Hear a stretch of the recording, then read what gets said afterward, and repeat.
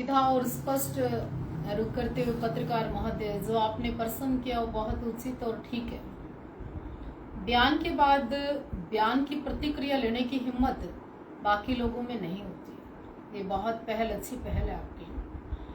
हम फिर से कहते हैं, तीर कमान से, बात जुबान से और शरीर प्राण से एक ही बार निकलता है जी।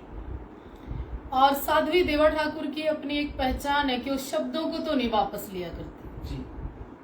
और मैं अपने बयान से मुकरी नहीं, अड़िग हूँ, स्टिक हूँ, वहीं खड़ी हूँ। मैं आपको बता देना चाहती हूँ, हमारे चढ़ूनी साहब ने चुनाव लड़ा था जी। क्या रहा? रिजल्ट हार का रहा जी।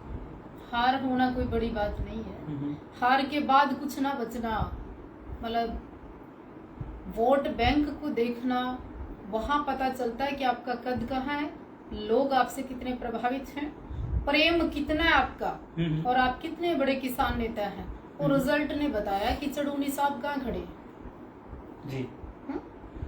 अब आप दूसरे नेता की बात कर लो, मिस्टर राकेश टिकैत जी। क्या यूपी के अंदर जी बीजेपी का आशीर्वाद उनको कभी नहीं मिला? जी। लोग मानते हैं कैसा? बिल्कुल मानते हैं ना। है दूसरा, मैंने तो ये भी सुना, अंदर खाते एक नाम है उनका सूटकेस जी। कि कोई भी बड़ी पंचायत, कोई भी बड़ा आंदोलन, कोई भी बड़ी चीज होती है, सूटकेस कहीं ना कहीं बीच में आ जाता है। वो क्या है? फिर उनकी अपनी संपत्ति होना, पेट्रोल पंप होना, पाइपलाइन होना, ठेके होना, वो बीजेपी सरकार ही तो दे रही होगी। मेरी तो सरकार है नहीं यूपी में। और अगर वो बीजेपी के अंगेस्ट थे और आंदोलन के समय में जो इतना लंबा सिस्टम चला, तो फिर वो माल, वो संपत्ति, वो इतनी सारी चीजें वो कहां से आ गई टिकैत साहब के पास? तीसरे की बात कर लो, यशपाल मलिक की जी। थोड़े दिन पहले क्या है और थोड़े दिन बाद सारा तो हरियाणा लूट लिया जी। कोई संदेह नहीं। अब भी फिर कहती हूँ मैं, इन 3-4 ने तो हरियाणा में किसानों के पास पहले ही इतनी दिक्कतें हैं, पंचायतों में इतनी दिक्कतें हैं, जो रहा खुआ माल था ये लूट के ले गए यूपी जी।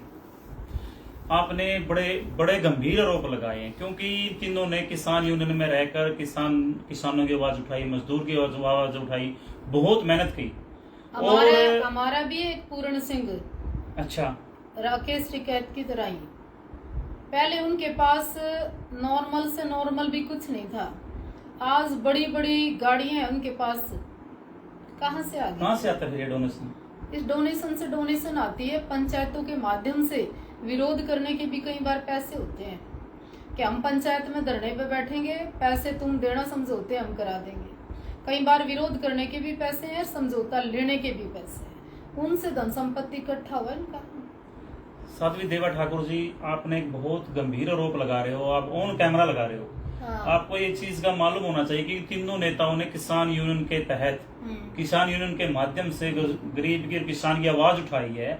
उस आवाज के दौरान तो आप इनके ऊपर आरोप लगा रहे हो कि इनके पास माल आया, तो ये तो एक बहुत बड़ा गंभीर आरोप है ना। इनके पास माल नहीं है। वो अभी आप सुरेश कोच को देखो, आप वो पर्सन अभी तक अमीर क्यों नहीं हुआ जी? वो तो एक छोटी सी गाड़ी में घूमता है सुरेश कोच तो। हाँ। और पुरानी सी गाड़ी यार, अभी तक तो उसका पुराना ही। तो मैंने आरोप उसके ऊपर नहीं लगाया कि उसको धन मिल गया। क्या इन नेताओं के आप ये देखिए ना, किसान बहुत बड़ी चीज होती है, अन्नदाता। उस अन्नदाता के नाम पर, उस अन्नदाता के साथ डोनेशन का हिस्सा खाने वाला भी पापी होता है जी।